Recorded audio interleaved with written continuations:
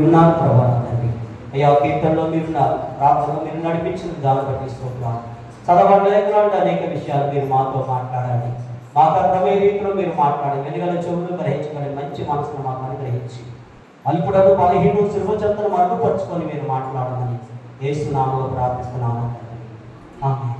ప్రియా దేవుని బిడ్డలారా, దేవుని వాక్యము సెలవిస్తుంది, దేవుని సంతానంలో మీరు ఆత్మానుసారంగా కాకుండా శరీరానుసారంగా ఉన్నారని వాక్యంలో తెలియదు. శరీరానుసారమైన మనసు ప్రియమైన వాళ్ళగా మరణము, ఆత్మానుసారమైన మనసు జీవంలోకి నడిపిస్తారని వాక్యము సెలవిస్తుంది. కనుక దేవునిలో ఉన్న మనము మీరు శరీరంతోనే ఈ కార్యంలో చేయించున్నారు అంటున్నారు.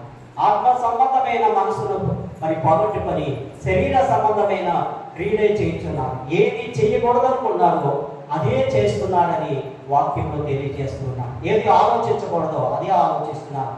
ఏది మాట్లాడకూడదో అదే మాట్లాడుతున్నారు. ఏది అనుకోకూడదో అదే అనుకుంటూ దేవునికి వ్యతిరేకంగా పాపం చేయించున్నాము. ప్రియ దేవుని బిడ్డలారా, కనుక మన మనసును మార్చుకొని ప్రభుకి ఇష్టకరమైన జీవితంగా ఉండాలని ప్రభు మనతో తెలియజేస్తూ ఆయన మాట్లాడుతూ ఉన్నారు. కనుక దేవుని యొక్క మనము ఆత్మానుసారమైన బిడ్డలము. దేవునికి స్తోత్ర హల్లెలూయా. ఎందుకంటే ఆత్మ చెప్తున్న మాట చెబుగలవాడు వినుడుగా అంటున్నాడు. ఆత్మానుసారంగా మొదలుపెట్టి ఈరోజు శరీరానుసారమైన జీవితాన్ని ముగించుచున్నామంటాడు. ఎందుకంటే మొదలున్న ప్రార్థన, మొదలున్న భక్తి, మొదలున్న ఆసక్తి ఈరోజు లేదు చాలా మందిలో. ప్రభుకి ఇష్టకరమైన జీవితాన్ని జీవించాలని ప్రభు మనతో మాట్లాడుతున్నారు. ఆయన విశ్వాసంతో నమ్మకంతో మనం ఎప్పుడైతే మనం ఉన్నామో పరిశుద్ధుడైన దేవుడే మన పక్షాల నుండి కార్యం చేసి నడిపించేవాడైనా. కనుక దేవుని యొక్క విశ్వాసం ఉంచుదాం. దేవుడు గొప్ప కార్యాలు చేస్తాడు, నడిపిస్తాడు, బలపరుస్తాడు. ప్రియ దేవుని బిడ్డలారా, కనుక దేవుని యొక్క మనము ఆత్మానుసారమైన జీవితాన్ని ప్రియుడా నువ్వు ఆత్మలో వర్ధిల్లాగా అన్ని విషయాల్లో కూడా వర్ధిల్లుచు సౌమ్యంగా ఉంటుంది. నువ్వు మన ఆత్మీయంలో ఎందుకు ఫలిస్తే ఎందుకు దేవుడు ఎందుకు మేలు చేయడం? మనకి శరీరానుసారంగా జీవిస్తున్నాం. శరీర కార్యాలు స్పష్టంగా తెలియజేస్తున్నాయి. ఏమంటున్నాడంటే ప్రియమైన వాళ్ళరా, చారత్వము, అపవిత్రత, కామకత్వము, విగ్రహారాధన, వ్యభిచారము, ద్వేషములు, మత్సరములు, క్రోధములు, విమతములు, అసూయలు, మత్తతలు, అల్లరితో కూడిన ఆటపాటలు మొదలైనవి ఇవి చేయువారు దేవుని రాజ్యాన్ని లోకి చేరమాట స్వతంత్రించుకోలేదు. దేవుని రాజ్యానికి వెళ్ళాలి. ఈరోజు అల్లరితో కూడిన ఆటపాటలు, భయంకరమైన వారి దగ్గరికి ప్రియమైన దేవుని పెట్టాలి. మరి భయంకరమైన చారత్వము, భయంకరమైన అంధకార చీకట్లు అంధకారంలో ఉన్నవారు, అసూయలు, కక్షలు, భేదాలు, భిన్నాభిప్రాయాలు ఇవన్నీ మన జీవితాన్ని పతనం చేస్తున్నాయి. ఎందుకంటే మనిషి జీవితంలో విర్రవీగుతున్న దుష్టత్వం మాని లోపల నాటబడిన మీ యొక్క ఆత్మ రక్షణ కొరకు వాక్యం అనే పాలన అపేక్షించమన్నాడు. హల్లెలూయా. కారణం ఏంటంటే మనలో ఉన్న విరవీగుచున్నాం. మనం దేని బట్టి విరవీగుచున్నాం, దేని బట్టి అతిశయపడుతున్నామో, దేని బట్టి గర్విస్తున్నామో అవన్నీ మానుకొని ప్రభుకి ఇష్టకరంగా ఉండాలని ఆయన మాట్లాడుతున్నారు. దేవుని యందు విశ్వాసంతో నమ్మకంతో మనం ప్రభువులో నమ్మకంగా ఉండాలి. ప్రియ దేవుని బిడ్డ, దేవుని యందు నమ్మకంగా ఉన్నప్పుడే ఆయన కార్యాలు చేయగలడు, ఆయన సమస్తము సాధ్యపరచగలడు. కనుక ప్రియమైన వారి ఆత్మానుసారంగా మనం ఉండాలని, ఆత్మలై ప్రభు సంఘాలు ఉండాలి. ఇవన్నీ విడిచిపెట్టాలి. ఎందుకంటే దేవునికి ఎదుట ఎవడు దీనుడై తను మోకరించి దేవుని ప్రార్థన చేస్తాడు వారు దేవునిలో ఆశీర్వదింపబడతారు, దీవింపబడతారు. ఈ దీనుడు మనం పెట్టగా యెహోవా ఆలకించును, అతని శ్రమలన్నింటిలో ఉండి అతన్ని విడిపించి అతన్ని రక్షించును. దీనత్వంతో కలిగి ఆత్మీయ జీవితాన్ని ప్రారంభించావు, కానీ ఈరోజు శరీరంతో ముగిస్తున్నావు. నీలో కక్షలు ఎక్కువైపోయాయి, వేదాలు ఎక్కువైపోయాయి, కోపం ఎక్కువైపోయింది. ప్రియమైన దేవుని బిడ్డలారా, ఒకరి మీద ఒకరు ప్రేమ లేని తనము అక్రమ విస్తరించుట ప్రేమ చల్లారిపోతుంది. కనుక లేకపోవడం వల్ల ఆత్మానుసారమైన భక్తి ఈరోజు మనలో లేదు. ఆత్మానుసారంగా దేవుడు మనం చూడాలని చూస్తున్నాడు, ఆత్మీయులు ఎదగాలని చూస్తున్నాడు. శరీరానుసారమైన విడిచిపెట్టి అవి చేయడం వల్ల దేవుని రాజ్యాన్ని మనం స్వతంత్రించుకోలేదు. అయ్యేది చూడండి, తన తమ్ముడైన హేబేలు మీద పడి ఒక్క దెబ్బకి తను కొట్టి చంపేశాడు. కోపం ఏం చేసిందంటే, ఎందుకని అలాగా కయ్యేను శ్రేష్టమైన ఫలాన్ని దేవుడికి అర్పించలేదు, మనసు మారలేదు. ఆయనకి హేబేలు అయితే క్రొవ్విన గొర్రె పిల్ల దేవుడికి అర్పించాడు కనుక దేవుడు అది అంగీకరించాడు. విరిగి నలిగిన మనసే దేవుడికి ఇష్టమైన అది. మన మనసు మారకుండా, మన జీవితం మారకుండా ప్రభుకి ఎంత మనం కానుకలు ఇచ్చినా, ప్రభుకి ఎంత ప్రార్థన చేసినా, కన్నీరు కాల్చినా, ప్రియమైన దేవుడు పెట్టారా ఎన్ని చేసినా అది మన జీవితంలో వ్యర్థమే. ఎందుకంటే మనసు మారకపోతే, మారు మనసు పొందకపోతే, మారు మనసుకు తగిన ఫలములు ఫలించువే అని ప్రియమైన బాప్తిసం ఇచ్చి యోహాను అంటున్నాడు మత్తయి సువార్త 3వ అధ్యాయంలో. ఫలించని ప్రతి తీగని తీసివేసే దేవుడైన ఫలించాలి దేవుల్లో. ఆ ఫలాన్ని, ఆత్మఫలాన్ని చెప్తూ ఉన్నాడు. ప్రేమ, సంతోషము, సమాధానము, దీర్ఘశాంతము, దయాళత్వము, మంచితనము, శ్వాసము, సాత్వికము, ఆశానిగ్రహము. వీటిలో మనం ఫలించేవారు ఉండాలి. ప్రేమ చూపించేవారు ఉండాలి. ఒకరినొకరు క్షమించుకునేవారు ఉండాలి. ఒకరినొకరు ఆదరించే ఆదరణ కలిగి ఉండాలి. అప్పుడే ఆత్మీయ జీవితం కాపాడాలి. ప్రేమిని వారు. ఎందుకంటే ఏ ఒక్కరు తప్పు చేయకుండా ఉండదు, కానీ తప్పును క్షమించేవారి వారి జీవితంలో ఆత్మీయతలో ఎదగాలి. కనుక ప్రియమైన దేవుని బిడ్డలారా, ప్రభు సంకల్పం మనం నమ్మకంగా ఉండి ఆయన విశ్వాసంతో నమ్మకంగా జీవించినప్పుడు దేవుడి కార్యం చేస్తాడు. రెండవ మెట్టు గురించి మనం తెలుసుకుందాం. హెబ్రీ పత్రిక 10వ అధ్యాయం 24వ వచనం నుంచి చదువుతాం. హెబ్రీ పత్రిక 10వ అధ్యాయం 24వ వచనం నుంచి. హెబ్రీ 10వ అధ్యాయం 24వ వచనం. నువ్వేం చదువుతున్నావు? కొందరు మానుకొనుచున్నట్టు సమాజముగా కూడుట మానక ఒకరినొకడు హెచ్చరించుచు ఆ దినము సమీపించుట మీరు చూచిన మరీ ఎక్కువగా అలాగు చేయుచు సత్కార్యములు చేయుటకును ఒకరినొకడు పురుకొల్పవలెనని ఆలోచింతుము. మనము సత్యమును గూర్చి అనుభవ జ్ఞానము గలవారము పాపము చేసిన బలి ఇకను ఉండదు గాని న్యాయపు తీర్పునకు భయముతో ఎదురు చూచుట విరోధులను దహింపబోవు తీక్షణమై అగ్నియు ఇకను ఉండదు. దేవునికి స్తోత్రం. హల్లెలూయా. ప్రియమైన వాళ్ళారా, కొందరు మానకుండా సమాజంగా కూడుకుంటారు. ఆ దినాన అపోస్తలులు వారి ఇంటింట కూడి ప్రార్థన చేసేవారు, ఇంటింట కూడి బల్ల ఆరాధన చేసేవారు, ఇంటింట కూడి ప్రభు రొట్టెని విడిచేవారు.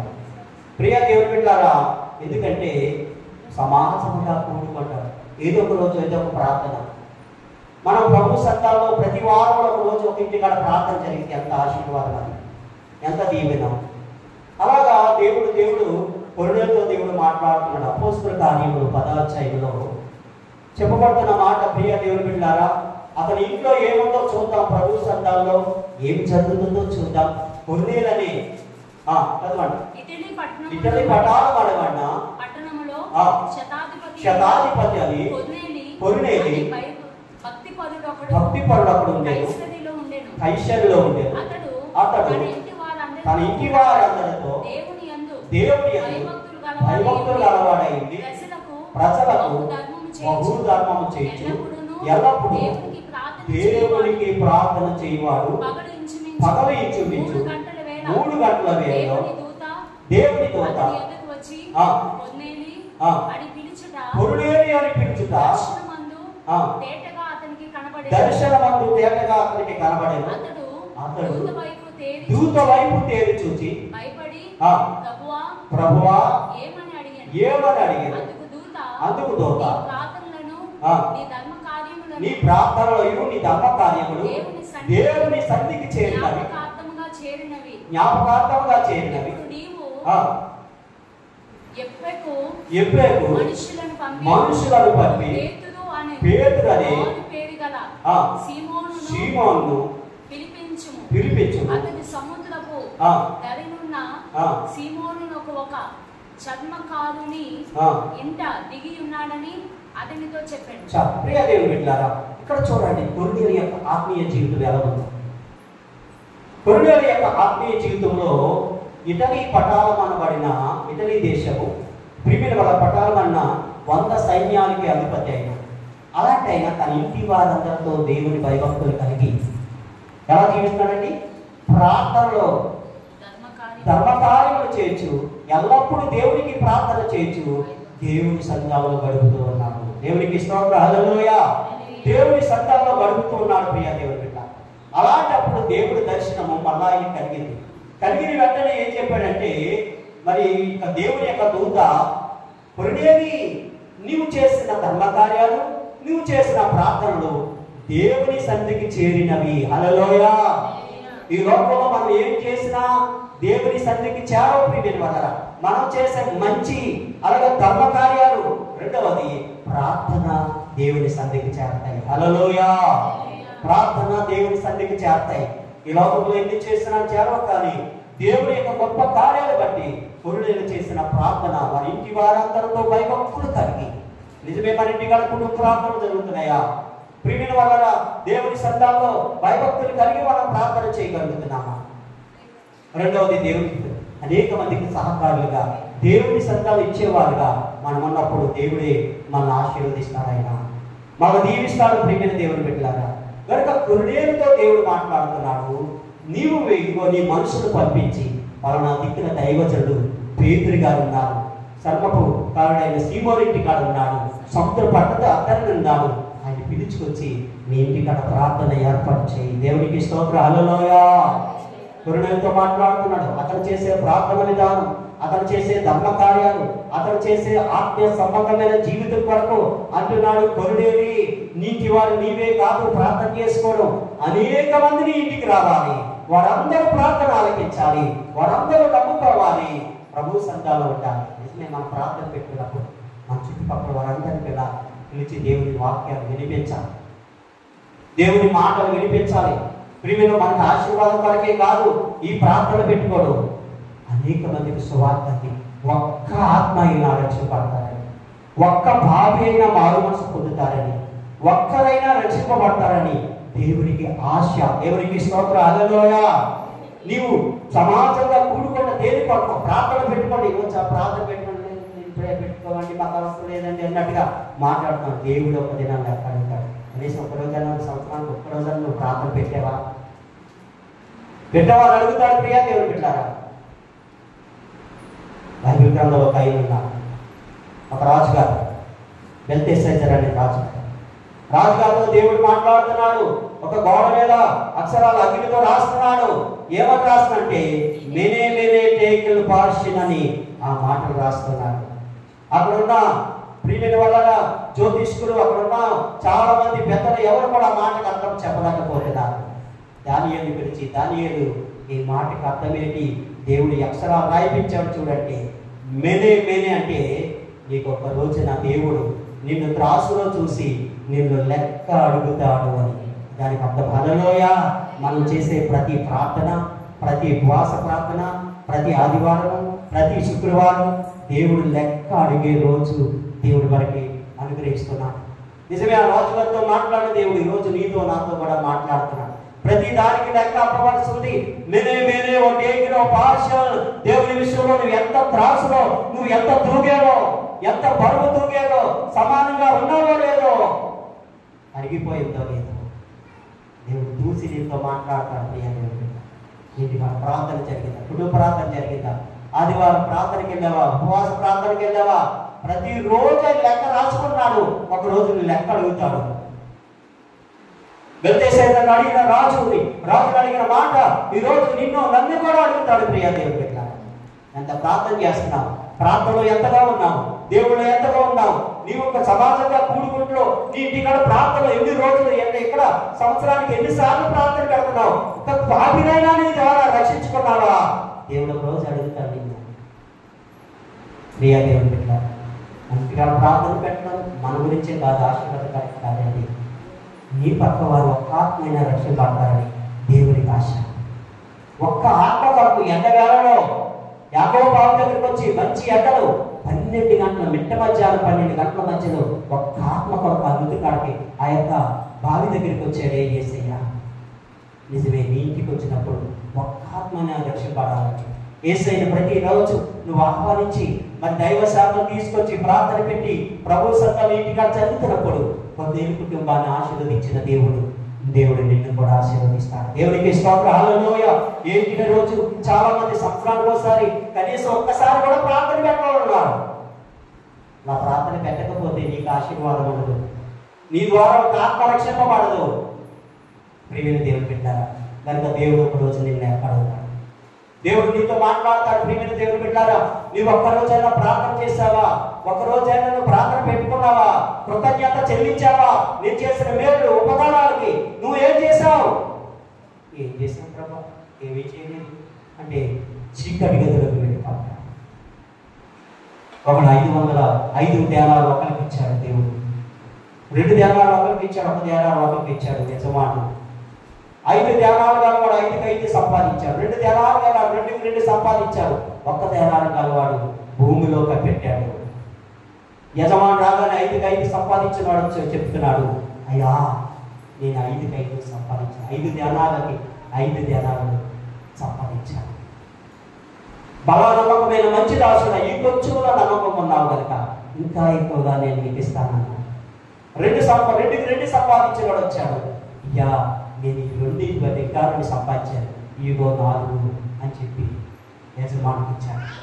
ఈ చిన్న విషయంలో నమ్మకం ఉన్నావు కనుక ఇంకా నిన్ను ఆశీర్వదిస్తాను, ఇంకా నీకు ఎక్కువగా ఆశీర్వదిస్తాను దేవుడు చెప్పాడు.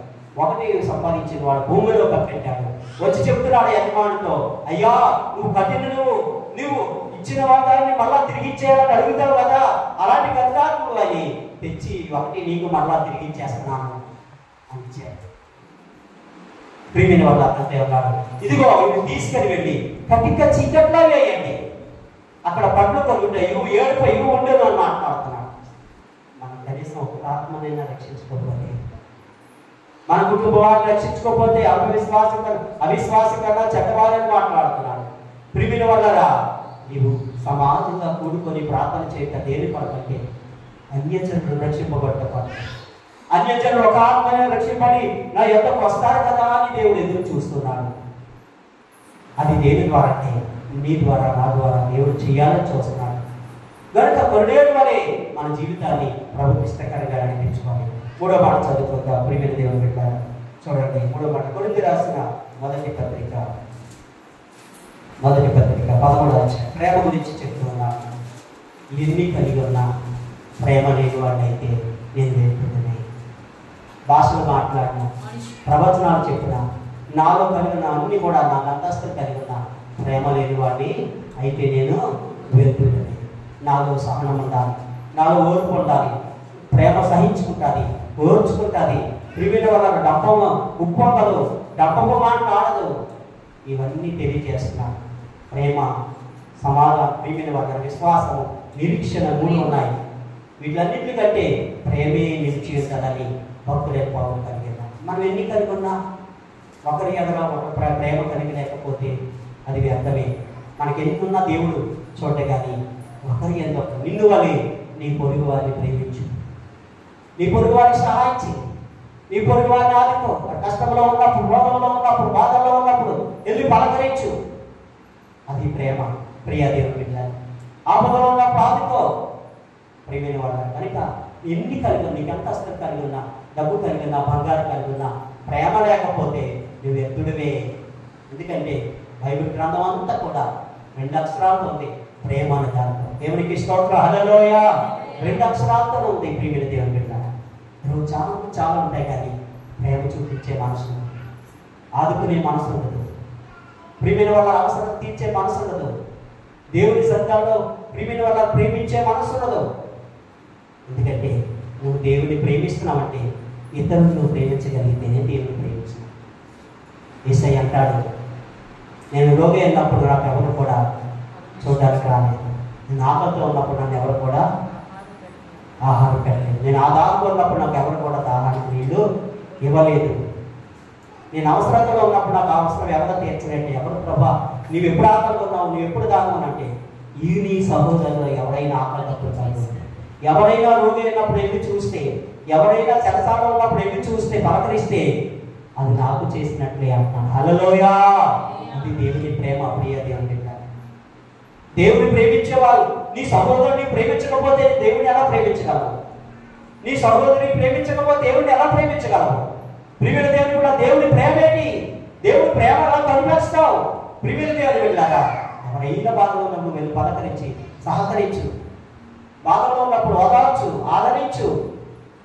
అప్పుడే దేవుని ప్రేమేటో తెలుస్తుంది. ప్రియా దేవుని కనుక దేవుని యందు విశ్వాసంతో నమ్మకంతో సంఘంలో ఉండవలసింది ఒకరి యందు ఒకరి ప్రేమ కలిగి ఉండాలి.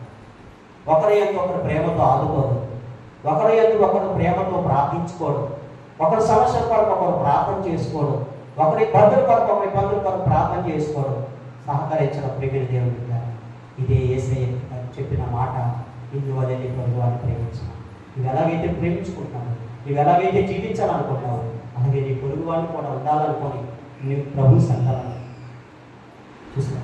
ఒక మాట కొటేషన్ ఉంటా, అందరూ బాగుండాలి అందులో నేను ఉండాలి, అందరూ బాగుండాలి అందులో నేను ఉండాలి. ఎందుకంటే అందరూ బాగుండాలంటే అందరినీ ఒకలాగే నువ్వు చూసేవారిగా ఉండాలి. కనుక నీవు బాగుంటావు. ఇతరుల క్షేమం కొరకు నువ్వు ప్రార్థన చేస్తే దేవుడు ఏం చేస్తాడు, నీకు క్షేమాన్ని ఇస్తాడు. యోబు తన స్నేహితులంతా ప్రార్థన చేయగా యోబు క్షేమస్థితిని దేవుడు జ్ఞాపకం చేసుకున్నాడు. దేవునికి స్తోత్రం, హల్లెలూయా.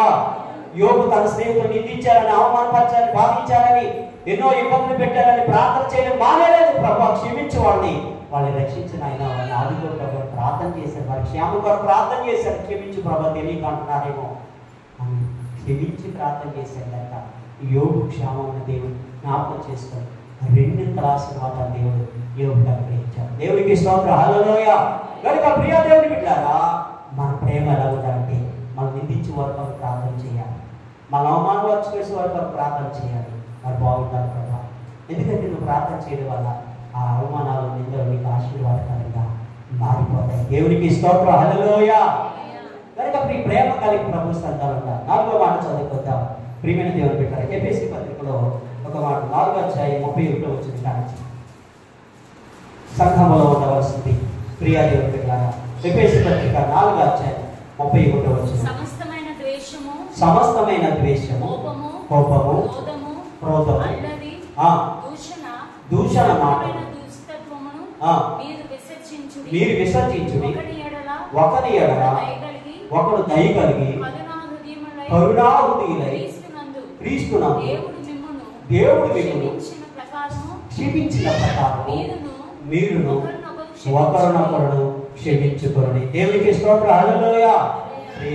ఒకరినొకరును క్షమించుకునే మనసు, పశ్చాత్తాపడే మనసు, మనకు మనం క్షమించబడబడి ప్రభు దగ్గర మనం ఒప్పుకొని మన పాపాన్ని మన దోషాలు దేవుని దగ్గర ఒప్పుకొని ఇతరులని క్షమించేవారు కూడా. యేసయ్య సిలువలో మొట్టమొదట పలికిన మాట, తండ్రి మీరేమి చేయించున్నారో మీరు ఎరుగురు కనుక మీరు క్షమించండి మాట్లాడుతున్నారు. తండ్రి మీరేమి చేయించున్నారు. ప్రియా దేవుని బిడ్డ ఎంత గొప్ప దేవుడు అంటే ఆయన హింసించారు, మొక్క మీద ఉమ్ముడు వేశారు, గొడవ దెబ్బలు కొట్టారు, మేకులు కొట్టారు, పక్కన పడిపోయి ఎన్ని చేసినా సరే తండ్రి మీరేమి చేయించున్నారు మీరు ఎరుగురు కనుక వెళ్ళి క్షమించారు. ఒకరి మాట అంటే 4 మాటలు మనకి మాట్లాడు. ఒకడు చెడ్డవాడంటే నువ్వు 4 గంటల చెడ్డవాడుగా తిడతావు.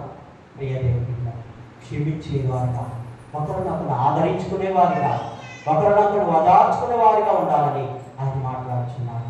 ప్రియ దేవుని మన మనసులో మనకి ఏమున్నా ఏదున్నా ప్రభు దగ్గర మనం క్షమాపణ అడిగి ఇతరులను క్షమించేవారుగా మనం ఉన్నప్పుడు మన పరలోక ప్రార్థనలు ఇతరులను క్షమించిన ప్రకారం మా రుణములు కూడా క్షమించు ప్రభు అని అడుగుతాం. నిజమే, ఇతరులను క్షమించగలిగితే దేవుడు మనల్ని క్షమిస్తాడు. ఇతర తప్పులు క్షమించకపోతే దేవుడు కూడా మనల్ని క్షమించలేడు. ప్రియా దేవుని ఎందుకంటే ఏ భేదం లేదు, అందరూ పాపం చేసిన దేవుడు అనుగ్రహించి మహిమను పక్కలేదు. అందరూ పాపులే, నీతిమంతులు లేరు, ఏ ఒక్కరు లేరు అనుకున్నాం. మనమే నీతిమంతులు అనుకున్నాం, మనమే చాలా బాగున్నాం అనుకున్నాం. కాదు, కానీ ఒకరినొకరు క్షమించుకోగలిగితే అక్కడ భేదాలనే విభేదాలనే రానే రావు. సమాధానం కలిగి ఉంటాం, నెమ్మది కలిగి ఉంటాం. 5వ మాట చదువుకుందాం. ప్రియమైన కొరింథీయులకు రాసిన 2వ పత్రిక 9వ అధ్యాయం 5వ వచనం చదువుతాం. కొరింథీయులకు రాసిన 2వ పత్రిక, కావున లోబడ ఇచ్చేదమని మీరు చెప్పినది ధర్మము పిసినితనముగా ఇయ్యక ధారాళముగా ఇయ్యవల్లని సహోదరులు మీ యొద్దకు ముందుగా వచ్చి క్షమ చేయుటకై హెచ్చరించుట అవసరమని తలంచున్నాను. కొంచెముగా విత్తువాడు కొంచెముగా పంట పోయాను, సమృద్ధిగా విత్తువాడు సమృద్ధిగా పంట పోయాను చెప్పవచ్చును. సడుగు కొరకై బలవంతంగా కాకై ప్రతివాడు తన హృదయంలో నిశ్చయించుకున్న ప్రకారము ఇయ్యవలను. దేవుడు ఉత్సాహం ఇచ్చువాన్ని ప్రేమించును.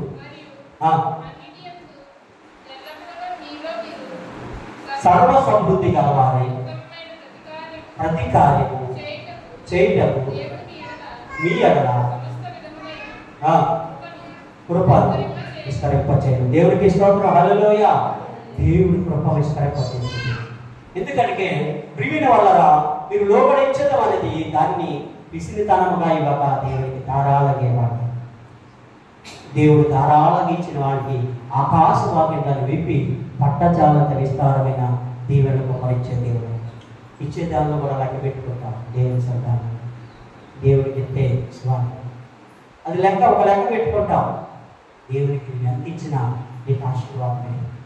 ఇంత అంతాను కాదు, దేవుడు నిర్ణయించిన దాన్ని బట్టి నీ హృదయంలో నిశ్చయించుకున్న దాన్ని బట్టి ప్రిమిన దేవుడు బిడ్డరా ఎక్కువగా ఎత్తువాడు ఎక్కువ పంట కోస్తాడు, తక్కువగా ఎత్తువాడు తక్కువ పంట కోస్తాడని ప్రిమిన వల్ల ఆయన చెప్తూ ఉన్నాడు. మీరు సర్వ సమృద్ధి గలవారుగా ఉండాలంటే ఎక్కువగానే వింటారు, ఎక్కువగానే దేవుడికి ఇవ్వాలి. ఇచ్చినప్పుడే సర్వ సమృద్ధిగా మనం ఉండవాలి. ఏమంటే ఇంత పంట ఎక్కువ పంట కావాలి, ఎక్కువ ఆశీర్వాదం కావాలనుకుంటాం. నువ్వేం చేయాలి? ఎక్కువగా దేవునికి ఇవ్వాలి. అందుకే అంటున్నాడు, ఎక్కువగా ఎత్తువాడు ఎక్కువ పంట వస్తాడు, తక్కువగా ఎత్తువాడు తక్కువ పంట వస్తాడు. ఇది చాలే అనుకుంటే దాంతోనే ఉంటాడు. సర్వ సమృద్ధి నీలోకి రాదు. కనుక ఎంత దేవునికి చేయగలవు అది నువ్వు చదువుకోకుండా కొనుక్కోకుండా ధారాళంగా దేవునికి ఇవ్వాలి. అమ్మ దేవునికి ఇస్తున్నామా ఇంత చేస్తున్నామని లెక్క పెట్టుకొని నువ్వు లెక్కగానే అనుకుంటే అది నీ జీవితంలో దేవుడు ఒక దినాన్ని లెక్క అప్పచెప్పవలసి ఉంటాను. ప్రియా దేవుని బిడ్డలారా, దేవుడు కార్యాలు చేసే దేవుడైనా కనుక దేవుని యొక్క విశ్వాసంతో నమ్మకంతో మనం ఎప్పుడైతే ఉన్నామో మనం చేసే ప్రతి దేవుడికి ఇచ్చేది మనుషులకు కాదు, లోకానికి కాదు తెలియదు, దేవునికి నీకు తెలియాలి. కనుక దేవుడి యొక్క సన్నిధానంలో నీకు కృపను విస్తరింపజేస్తాడైనా, కృప వెంబడి కృప దయచేసే దేవుడైనా, ఆశీర్వదించే దేవుడు. ప్రియ దేవుని బిడ్డ, 5 రొట్టెలు 2 చేపలని ఆ చిన్న బాలుడు తెచ్చిచ్చాడు. ఒకటి దాచుకొని ఒక రొట్టె దాచుకొని 2 రొట్టెలు ఇవ్వలేదు, 3 రొట్టెలు ఇవ్వలేదు, కానీ 5 రొట్టెలు ఇచ్చేసాడు. 2 చేపలు ఇచ్చేసాడు. కనుక 5,000 మంది తిన్నారు. ప్రియ దేవుని బిడ్డ, 12 గంపలుగా మిగిలాయి. దేవుడి స్తోత్రం. హల్లెలూయా. ఆ 12 గంపలు మిగిలాయి అంటే ఆశీర్వదింపబట్టే అది దేవుని కృప విస్తరించు. నిజమే ప్రియ దేవుని బిడ్డ, నీకున్నది దేవుని కొరకు చేయగలిగితే దేవుడిని ఇంకా ఆశీర్వదిస్తాడు, ఇంకా దీవిస్తాడు. ప్రియ సర్వ సమృద్ధిగా దేవుడి గొప్ప కార్యాలు చేయగలడు. చూసారు, కాల్గేట్ అయినా తన సమృద్ధి అంటే 90వ దేవుడికి ఇచ్చాడు. 10వ ఇంకా అభివృద్ధి పొంది ప్రపంచమంతా కూడా కాల్గేట్ పేస్ట్ అభివృద్ధి పొందింది. ప్రియ దేవుడు కారణం ఏంటంటే దేవుని కొరకు దానంగా ఆయన ఇచ్చాడు. ప్రభు సంతానంలో నమ్మకంగా ఉన్నాడు కనుక దేవుడు ఆశీర్వదించాడు. ప్రియ దేవుని బిడ్డలారా, ప్రభు కొరకు సంఘం అభివృద్ధి పొందాలంటే, సంఘం ఆశీర్వదింపడాలంటే మనము ఇచ్చేవారుగా మనం ఉంటాము. ఇయుడి మీకు ఇవ్వబడిన మాట మనం ఇవ్వకుండా దేవుని అంత అడిగినా ఆయన మనకి ఏం చేయలేదు. కారణం ఏంటంటే ప్రియ దేవుని బిడ్డలారా, మనం దేవుని కొరకు నమ్మకంగా ఉండగలం. దేవుడి మనకు అన్ని విషయాలు కూడా సహాయం చేసే దేవుడే, బలపరిచే దేవుడు. చూడండి, కొరింథీ పత్రిక మాట చదువుకొని మనం ముందుకు వెళదాం. కొరింథీ రాసిన పత్రిక 10:16 చదువుతాం. ఆశీర్వదించి పాత్రలో ఉన్నది త్రాగుట క్రీస్తు రక్తంలో పాలు పుచ్చుకుంటే కదా